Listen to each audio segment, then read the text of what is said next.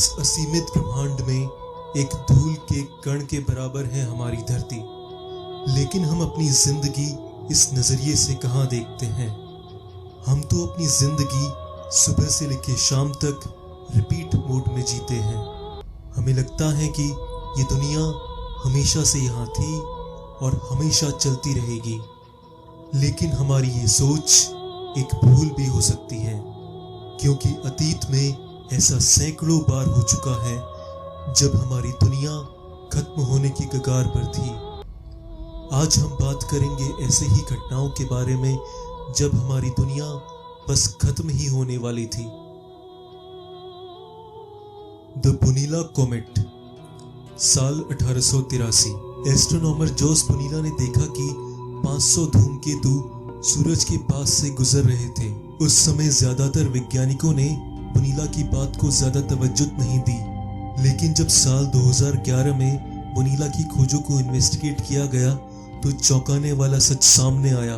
वो 500 धूमकेतु एक बहुत बड़ी धूमकेतु से टूटकर धरती की ओर तेजी से आ रहे थे। इन धूमकेतुओं में से हर धूमकेतु 800 मीटर चौड़ा था और ये धरती से बस 600 किलोमीटर की दूरी से निकला। अगर इन 500 धूमकेतुओं में से एक भी धरती से टकरा जाता तो उतनी तबाही होती जितनी कि 1000 एटॉमिक बम के बराबर हो। क्यूबन मिसाइल क्राइसिस, साल 1965। बात शीत युद्ध की है, जब अमेरिका ने सोवियत यूनियन को घेरने के लिए उसके आसपास के देशों में न्यूक्लियर बेस बनाने शुरू कर दिए। इसका उत्तर देने के लिए रशिया ने क्यूबा में अपना न्यूक्लियर बेस बनाने का प्लान बनाया, लेकिन अमेरिका ने क्यूबा को अपने जंगी जहाजों से घेर लिया और रशिया के जंगी जहाजों को आने से रोक दिया।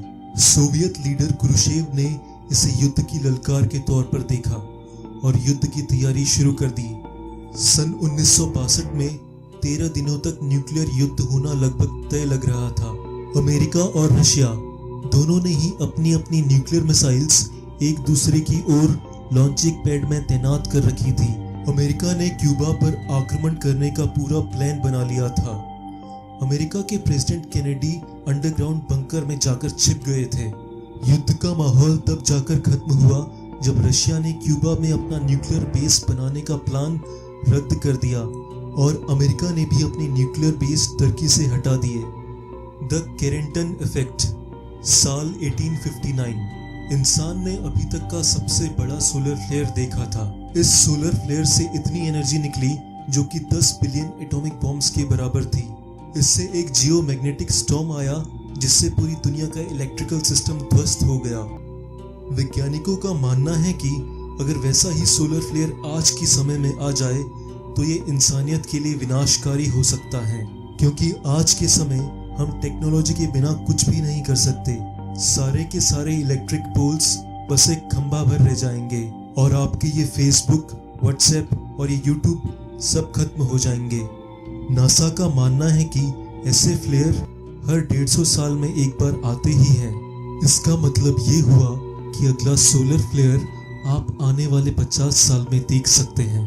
और चौंकाने वाली बात यह है कि सोलर फ्लेयर्स को सूरज से धरती तक पहुंचने में केवल 20 घंटे लगेंगे और हमारे पास सोलर फ्लेयर से निपटने की तैयारी करने के लिए एक दिन भी नहीं होगा। माउंट टेम्बोरा वोल्केनो, साल 1815। दुनिया ने अभी तक का सबसे खतरनाक वोल्केनो देखा जो कि माउंट टेम्बोरा में आया था। इस वोल्केनो से ऐसी तबाही का चक्र शुरू हुआ जिसने रुकने का नाम नहीं लिया। इस वोल्केनो से 175 क्यूबिक किलोमीटर की धूल और पत्थर दुनिया भर में फैल गए। दुनिया भर में बड़े बड़े चक्रवात देखे गए और 5 मीटर ऊंची सुनामी पूरी दुनिया में देखी गई। इस वोल्केनो से निकली हुई राख 1300 किलोमीटर दूर तक पाई गई, जिससे सूरज की रोशनी का धरती तक आना मुश्किल हो गया और पूरी धरती का टेम्परेचर असामान्य रूप से नीचे गिरने लगा।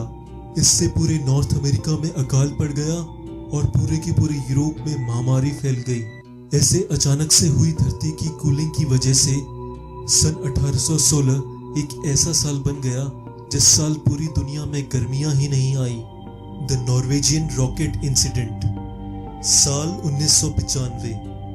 अमेरिका के साइंटिस्ट नॉर्वेजियन लाइट्स की स्टडी कर रहे थे। इसके लिए उन्होंने नॉर्वे से एक रिसर्च रॉकेट भेजा, लेकिन रशिया को लगा कि ये न्यूक्लियर बम हो सकता है।